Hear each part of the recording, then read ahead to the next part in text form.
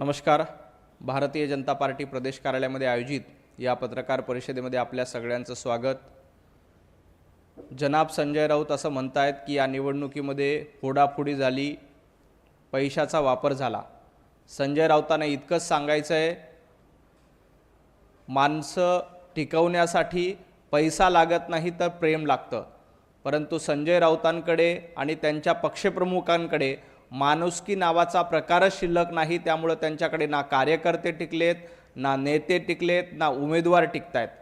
त्यामुळे संजय राऊतांनी एवढं लक्षात घ्यावं की कुठलाही माणूस टिकून ठेवायचा असेल तर त्याला प्रेम लागतं, पैसा लागत नाही. पैशाच्या जीवावर काहीही करता येत नाही, परंतु प्रेमाच्या जीवावर जगसुद्धा जिंकता येतं. हे संजय राऊतांनी लक्षात ठेवावं. त्यामुळे भारतीय जनता पार्टी असेल, महायुती असेल, हे प्रेमाने माणसं जोडण्याचं काम करतात. तुमच्यासारखं माणसाला तुसडं वागणं, घरं बंद ठेवून लोकांना दारामध्ये ठेवणं, हे धंदे भारतीय जनता पार्टी महायुती करत नाही. त्यामुळे आम्ही प्रेमाच्या जीवावर माणसं जिंकतो, त्याला पैशाची गरज लागत नाही. तुमच्यासारख्या लोकांना ना प्रेमाची किंमत आहे, ना माणसांची किंमत आहे, ना निष्ठेची किंमत आहे.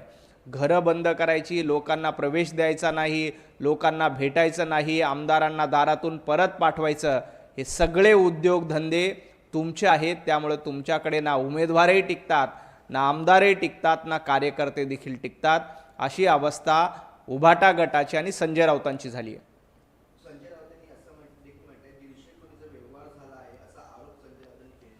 संजय राऊतांनी एवढंच सांगायचं आहे की या 150 कोटीपैकी नाशिकमध्ये संजय राऊतांनी उमेदवारी दिली नाही, तर नाशिकमधून संजय राऊतांनी उमेदवारी न देण्याच्या बदल्यामध्ये किती बॅगा भरून आपल्या भांडूपच्या निवासस्थानी आणल्या.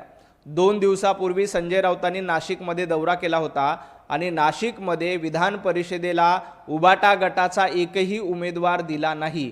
2 उमेदवारी अर्ज खरेदी केले होते. मग तिथं संजय राऊतांनी नेमकी कुठली सेटलमेंट केली? संजय राऊतांनी नाशिकच्या जागेसाठी किती कोटी रुपये घेतले आणि ते पैसे घेऊन संजय राऊतांनी नेमक्या नाशिकच्या दौऱ्यातून किती बॅगा भरून आणल्या, याचं उत्तर एकदा पत्रकार परिषद घेऊन द्यावं. संजय राऊत, माणसं ही पैशाने विकत घेता येत नाही, प्रेमाने माणसं टिकवता येतात, हे जरा लक्षात ठेवा.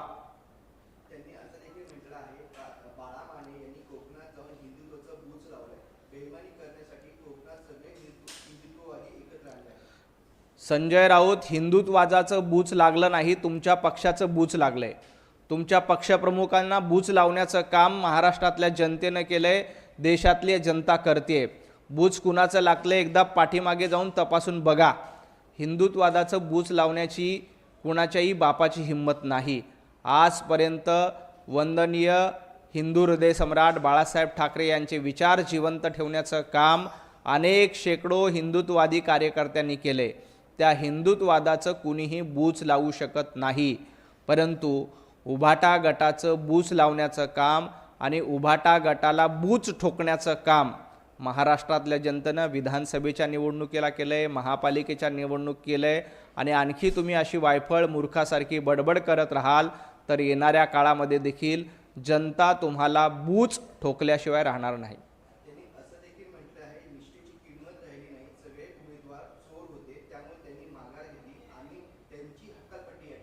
संजय राऊतांना निष्ठेची किंमत काय माहीत?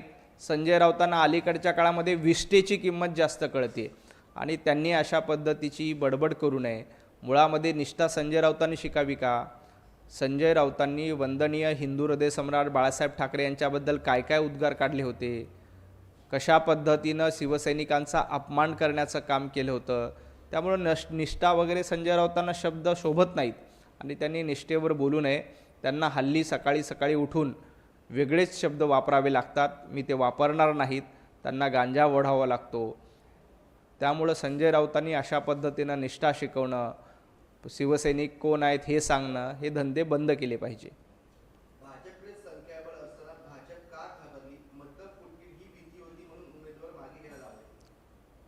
संजय राऊत, तुम्हाला तुमचे उमेदवार टिकवता आले नाहीत, तुम्हाला तुमचे माणसं टिकवता आले नाहीत, कारण तुमच्याकडे माणसंच शिल्लक नाहीत, तुमच्याकडे कार्यकर्ते शिल्लक नाहीत. भारतीय जनता पार्टीला कुठलीही भीती नाही.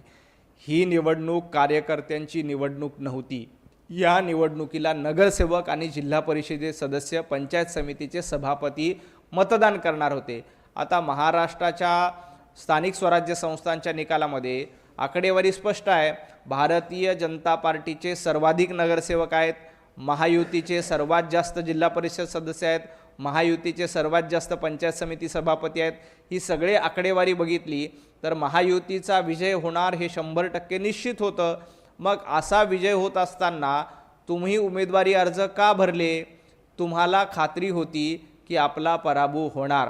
त्यामुळं या पराभवाच्या भीतीपुढे अनेक ठिकाणी महाविकास आघाडीनं आपले उमेदवार अर्ज मागे घेतले. घोडेबाजार करण्याची भारतीय जनता पार्टीला किंवा महायुतीला गरज नाही. आमच्याकडे पुरेसं संख्याबळ आहे आणि त्या संख्याबळाच्या जीवावर आम्ही 17च्या 17 विधान परिषदेच्या जागा जिंकू.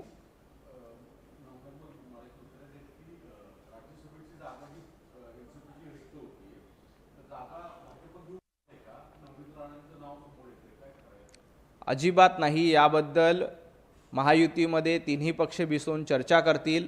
त्या चर्चानंतर निर्णय घेतला जाईल. सध्या याच्यावर कुणीही दावा केलेला नाही. याबद्दल अद्याप कुठलाही निर्णय झालेला नाही.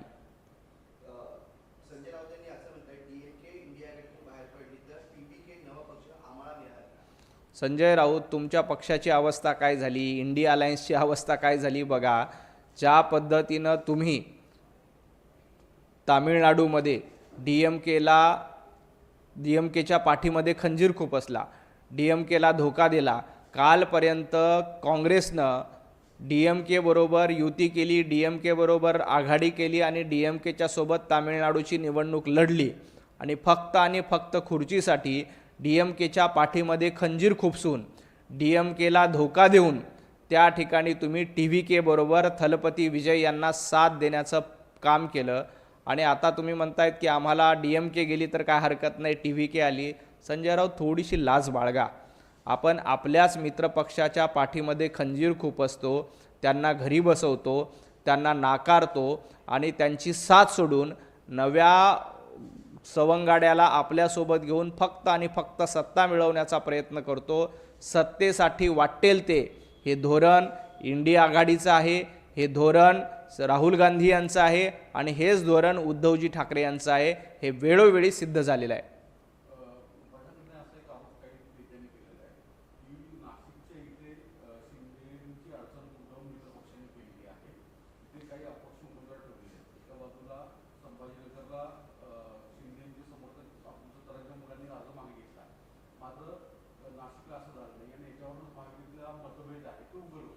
नाही, जर नाशिकमध्ये उमेदवारी अर्ज मागे घेतला नाही म्हणून भारतीय जनता पार्टीवर टीका करायची असेल, मग तोच न्याय जळगावला लावायचा का? जळगावमध्ये देखील शिवसेनेच्या उमेदवाराचा उमेदवारी अर्ज त्या ठिकाणी आहे.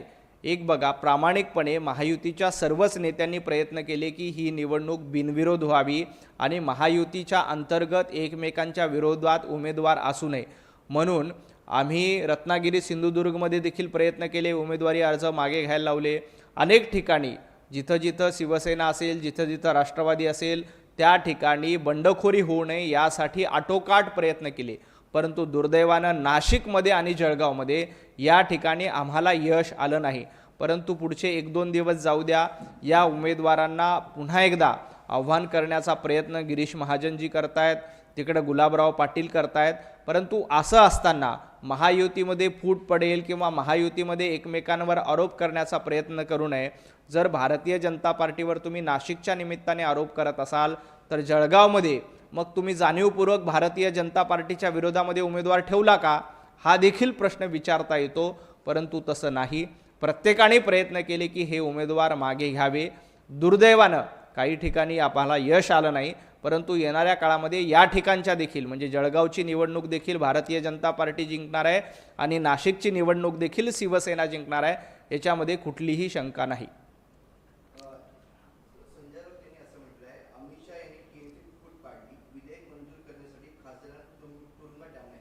खासदारांना तुरुंगात डांबायला हे महाविकास आघाडीचं सरकार नाही. नवनीत राणा खासदार असताना त्यांना तुरुंगात कुणी डांबलं होतं? संजय राऊत, तुम्ही डांबलं होतं. हनुमान चालिसा म्हणावी, हनुमान चालिसा म्हणू नये म्हणून नवनीत कौर राणांना 8 दिवस तुरुंगात डांबणारे उद्धवजी ठाकरे होते. नारायणजी राणे केंद्रीय मंत्री असताना त्यांना तुरुंगात डांबणारे उद्धवजी ठाकरे होते. त्यामुळे तुरुंगात डांबण्याचा इतिहास हा उद्धवजी ठाकरे यांचा आहे, भारतीय जनता पार्टीचा नाही.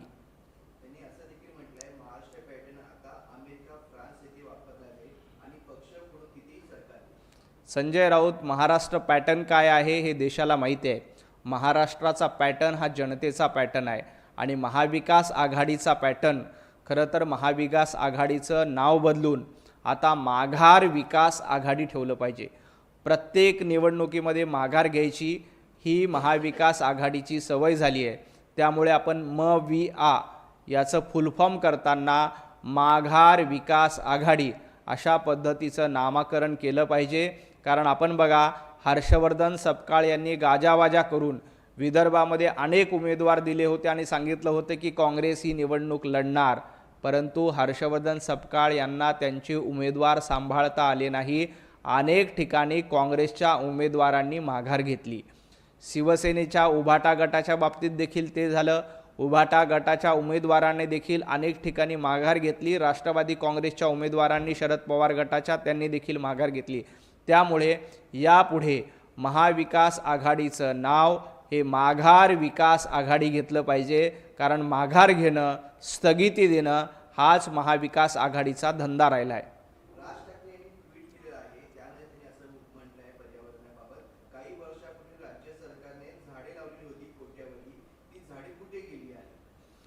सन्माननीय राज ठाकरे यांना एक विनंती आहे की जेव्हा सुधीर भाऊ महाराष्ट्राचे वनमंत्री होते त्यावेळेला त्यांनी 33 कोटी वृक्ष लागवडीची घोषणा केली. प्रामाणिकपणे हे झाडं लावण्याचा प्रयत्न केला, परंतु काही झाडं जगली, काही झाडं जगू शकली नाही. यापुढे देखील भारतीय जनता पार्टी असेल, पंतप्रधान नरेंद्र मोदीजींनी एक पेड़ माँ के नाम अशा पद्धतीचा संकल्प केला. आज पर्यावरण दिन आहे, 5 जून आहे. या निमित्ताने आज मुंबईमध्ये अनेक ठिकाणी वृक्षारोपणाचं अभियान राबवलं जातं आहे. ग्रामीण भागामध्ये देखील वृक्षारोपणाचं अभियान राबवलं जातं. आम्ही प्रामाणिकपणे प्रयत्न करतोय, परंतु जाणीवपूर्वक अशा कामांमध्ये खोडा घालणं, अशा कामांना टीका करणं हे योग्य नाही. राज ठाकरे यांना देखील विनंती आहे की आपण मनसेच्या वतीने देखील काही झाडं लावण्याचा प्रयत्न करणार आहोत का आणि काही झाडं जगवण्याचा प्रयत्न करणार आहोत का, त्याबद्दल बोलावं. मनसे आज पर्यावरणाच्या निमित्ताने काही झाडं लावणार आहेत का? सन्माननीय राज ठाकरे काही झाडं लावण्याचा प्रयत्न करणार आहेत का? आपण याला खोडा घालण्यापेक्षा त्याला सकारात्मक दृष्टिकोनातून बघून काही झाडं प्रामाणिकपणे लावण्याचा प्रयत्न केला तर या पर्यावरणाचं रक्षण होईल.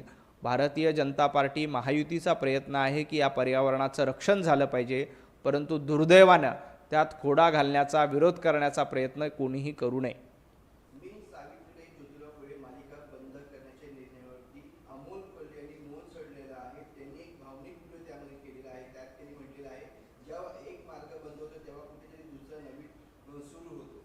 नाही, मला याबद्दल माहिती नाही, माहिती घेऊन बोलतो. खूप खूप धन्यवाद.